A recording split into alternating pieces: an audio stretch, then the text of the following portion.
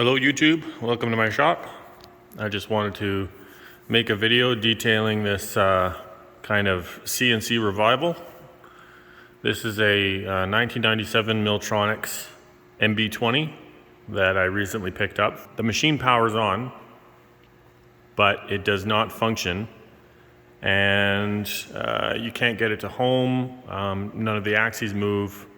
The spindle does start up, and that runs. It's got some wear in all the expected places, but overall, it's all here.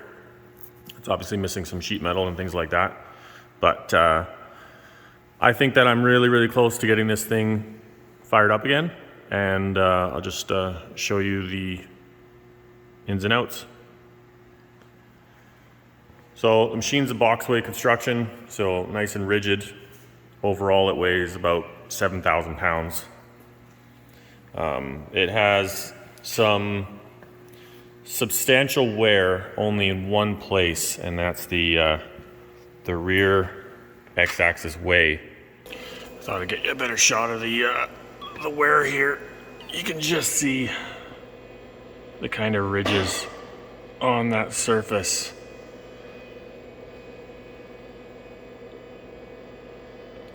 I mean, since I've been able to move the axis, I haven't noticed any qualms with this area, but that's not to say it's not supposed to look like that.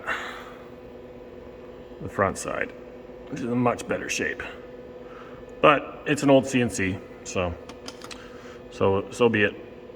So the control panel back here is where I've been spending the majority of my time. What's missing here is 3 servo cards here, 1, 2, and 3. This machine has an option for a 4th axis, but that connector just doesn't get used. So I've got those 3 cards out right now, and I've been diagnosing the issues with them. Pretty basic setup. You got 3-phase power in, transformer, spindle servo drive, 24 volts power supply, bunch of fuses, safety contactor, not 100% sure what that guy does. Terminals, anyways, and this is your computer that runs the CNC program itself. So yeah, after running through a whole bunch of diagnostics on this, I found that all 3 fuses on all 3 of the Glentech branded servo drives, which look like this. This is your servo drive, so there's 3 of them in there. This fuse here at the top of each drive, right next to the power input, this was constantly blowing. And after isolating the boards in their entirety and only applying power to them, they still blew. So did some narrowing down, did a lot of learning about capacitors and diodes and rectifiers and things. This diode that was right here was shorted, causing a direct short between the power and power return. So I cut that diode because it was obviously causing a problem more than anything, and the machine powered up. I was able to move the x-axis and the z-axis, or sorry, the x and the y, but the z-axis, when I went to move it, it moved a little bit, and then it popped a fuse on the z-axis. And then it popped the other 2 fuses for the other drive boards. So I was like, oh crap. So I pulled the boards again, and I found that even with this diode removed, I had another dead short between the power and power return. I found that the issue had spread to a couple of transistors. In this case, 3 on this board, so 1, 2, and 3. They all look identical to this guy here. These had all shorted. So I've got parts on order, but it was pretty clear to me that the issue is not coming from the board because it happens to all 3 at the same time. The issue is with power delivery. These are 7700, I think it's nanofarad. I think that's the description. Capacitors. And they usually mount here. And what they do is smooth the power, at least to my understanding, coming from this rectifier here. This board accepts AC power, 115 volts from the transformer. Comes in through here, and this is the return. These two wires here come to the capacitors. You're supposed to be seeing 155 volts at these capacitors. However, I was only reading 115 volts. So there's something fishy going on in here with what I believe is too low of a voltage and too high of an amperage. Long story short, I checked all of the rectifier in here, the resistors, fuses, all that jazz. This little board checked out. Sorry, I should get a better view. And so that was all fine.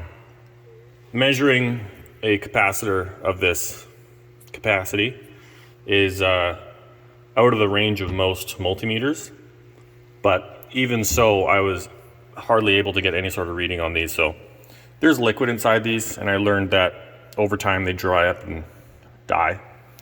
So I replaced the two of those. Each one is 7,700 microfarad, and I replaced them with a singular 16,000 microfarad. When capacitors like this are wired in parallel, it's just duplicating, or sorry, not duplicating, adding up their capacity. So after installing this new capacitor, I have done my measurements here, and I'm actually now getting the expected 155 VDC expected there. So with that being said, I'm 99% sure that these boards, once I replace the transistors and the missing diodes, that they're going to fire right up. And this machine should operate without a hitch. So we'll see where that goes. All right, so it's a few weeks later. I've been messing with this thing quite a bit in that time. Quick update is it's running. So I had to dive into the servo amplifier cards and replace some capacitors. In the old video, you saw some blue pop can looking things sitting on the table. Those were the capacitors. They were bad.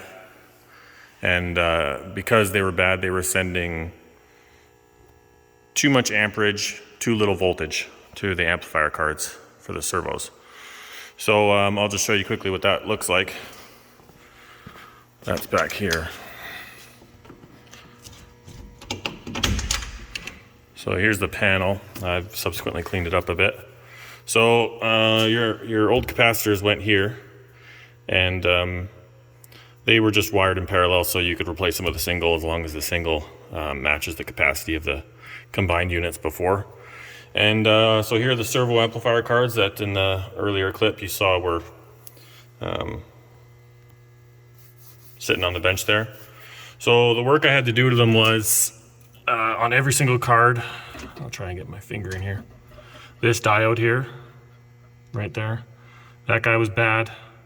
Oh, right there, sorry, that guy on the left. And I had to replace a few of these transistors as well, because, you know, through my reckless abandon of just trying different things, I popped the diode and I popped those transistors. I'm no electrician, but honestly, with a little bit of YouTube, you're able to diagnose those parts pretty damn quick.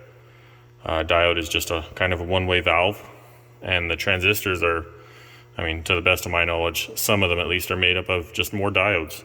So you can kind of figure out if there's dead shorts across them, it's a pretty telltale sign something's wrong. So yeah, so here's the cabinet,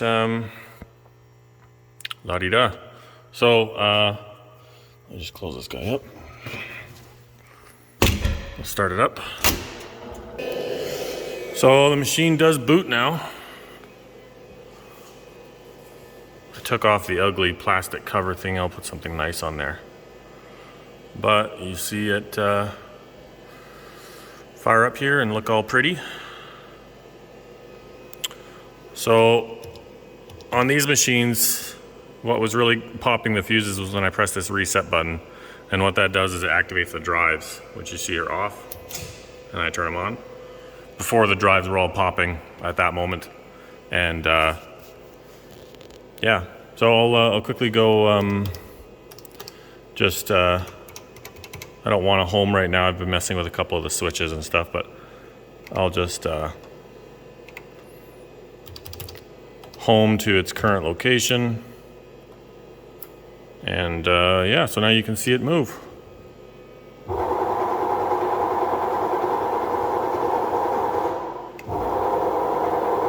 So that's the Z-axis. You got the X and the Y. And as far as I can tell, everything functions normally.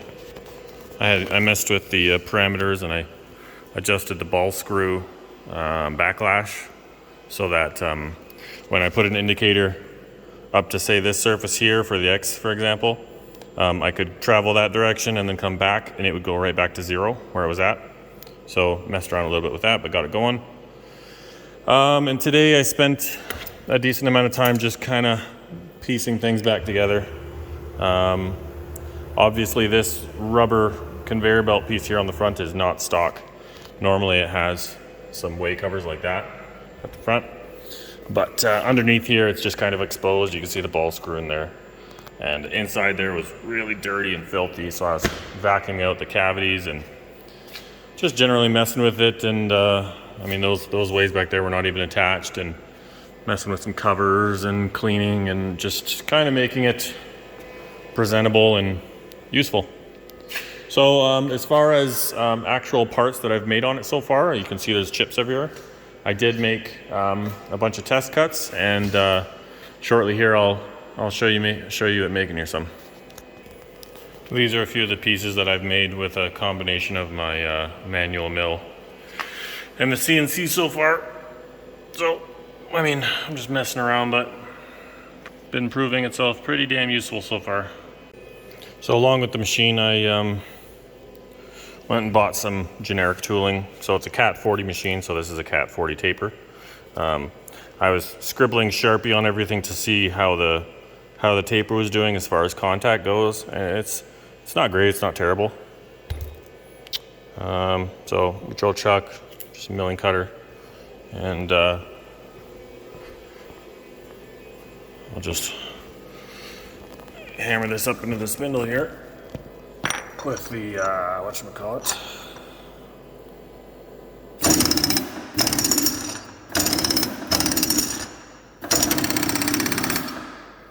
There you go, took a few tries. So as far as programming on this machine goes, I'm just kind of jogging down right now, and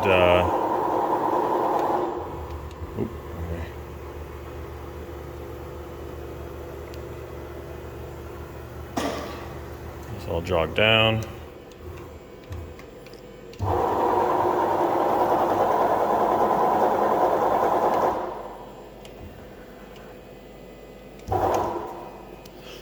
And just for shits and giggles, I'll make a pass like that. So in really basic terms, the best way to program this machine, at least that I'm just super learning right now, but MDI basically means that you can program in random, really basic tasks. So F9, M3, S1000, that basically tells the machine to turn on the spindle. So I'll store that program and then hit the start button and the spindle will turn on.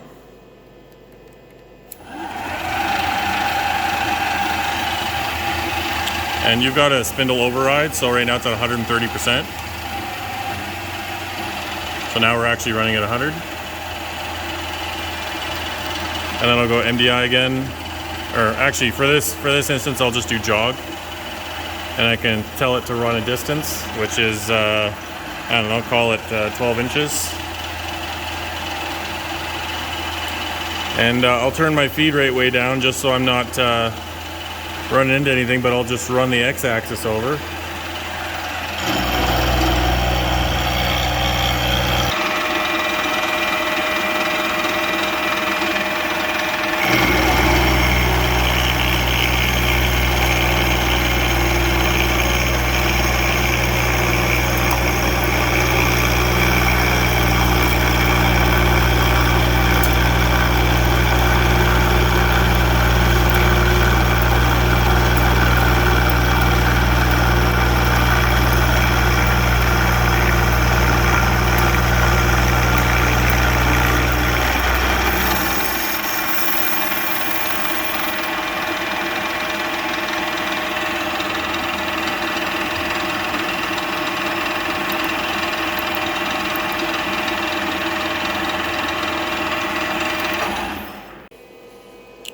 So yeah, I'll probably end the video there.